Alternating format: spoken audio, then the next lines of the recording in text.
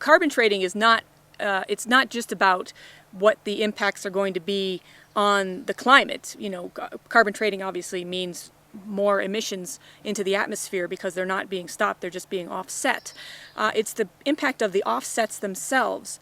And in the case of genetically engineered trees, they fit into this whole idea that forestry plantations can be used as a carbon offset, that we can develop tree plantations to supposedly store the carbon that's being released by industries in industrialized countries. And these timber plantations are often being located in countries in the global south on indigenous lands. And so this whole thing melds together with the idea of genetically engineered tree plantations. The reason we got involved at the UN level with genetically engineered trees was because the UN Framework Convention on Climate Change at their 2003 meeting in Milan agreed that genetically engineered trees could be used in these carbon offset plantations. And because of what we know about how GE trees destroy forests and are extremely dangerous, we knew that in fact what would happen if GE trees were used in carbon offset forestry plantations, they would result in lots more emissions, not less. In addition, the other thing about plantations and versus native forests is studies have found that plantations actually store about a quarter of the carbon of native forests. So when we're talking about all of this logging going on and replacing forests with plantations, those plantations are not storing the same carbon that was in the forest that preceded them. They're just not. And there's no way that they can genetically engineer a tree to store the same carbon as a native forest. They can't do it. But they argue that they can. So anyway, now they've got these arguments in, or these plans, I should say, in the UN Climate Convention called Reducing Emissions from Deforestation. It's the big, hot topic.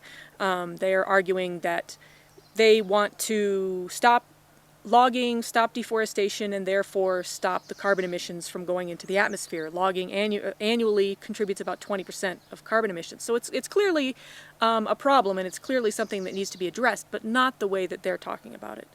And what they're talking about, in essence, is more carbon trading. They're talking about more carbon offsets. They're talking about protecting forests as carbon offset areas so that industries in the north can keep on polluting. It's part of this whole scheme.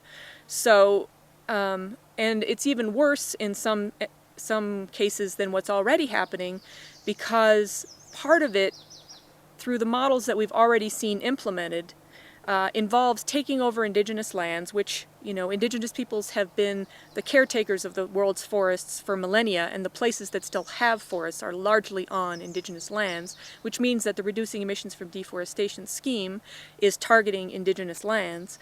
And if they're following the model of, say, Conservation International and other of these large environmental groups, what they're doing is drawing a circle around the forest and saying this is now protected as a reducing emissions from deforestation carbon offset area, and which means nobody can live there anymore.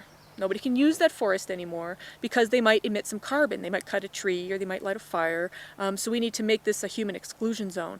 And so this is obviously a very big problem for indigenous communities in these areas that don't know if they're going to be able to control their forests once these schemes are underway. And this is why many indigenous communities are very worried about it and very opposed. The World Bank then has their own version of this reducing emissions from deforestation. Of course, they had to get their fingers in it. And it's called the Forest Carbon Partnership Facility. It's very similar to REDD, except it's not controlled by the UN, it's controlled by the World Bank. Now, the World Bank is trying to make itself the world's leading funder of and controller of climate change mitigation activities. But what you have to remember is simultaneously they're also the world's largest funder of fossil fuel development. So you can't do both. You can't, well, they're trying to do both. They want to do both. They think they can do both, but in reality they're just trying to make more money. They're the big brokers of carbon trading. All the carbon trading deals have to go through the World Bank, and they charge a 13% commission, which means that they're making billions of dollars off of carbon trading.